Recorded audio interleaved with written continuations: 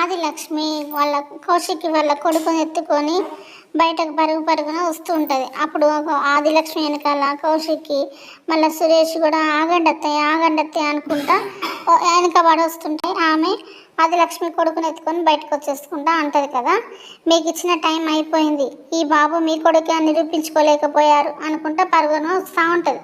అప్పుడు వాళ్ళకి ఎదురుగానే కేదారును జయదాత్రి కారు వస్తుంది. వచ్చి సడన్గా ఆగుతారు.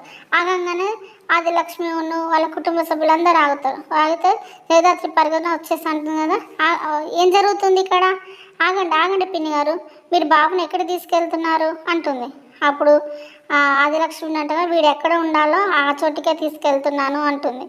అప్పుడు కేదారు అంటాడు కదా, బాబును ఇక్కడే తీసుకెళ్లాల్సిన అవసరం లేదు అత్తయ్య గారు, బాబు కౌశికి అక్క కొడుకే అని నిరూపించే సాక్ష్యం తీసుకొచ్చాము అని అంటాడు కేదార్. అప్పుడు అందరు షాక్తో ఇలా చూస్తారు. తర్వాత అంటాడు కదా కేదార్, ఇది డిఎన్ఏ రాజు రాసుకున్న డైరీ, ఇందులో ఎవరు డబ్బులు ఇస్తే రిపోర్ట్ మార్చారో ఇందులో క్లియర్గా రాసింది అని చెప్పేసి డైరీ చూపిస్తాడు కేదార్. అప్పుడు అందరు షాక్ అయ్యి ఇలానే చూస్తారు. తర్వాత కౌశికి వాళ్ళ బాబాయ్ అంటాడు కదా, ఎవరు రాయించారమ్మా, ఎవరు డబ్బులు ఇచ్చి తప్పుడు రిపోర్ట్ రాయించారు అని చెప్పేసి జయదాత్రిని అంటాడు.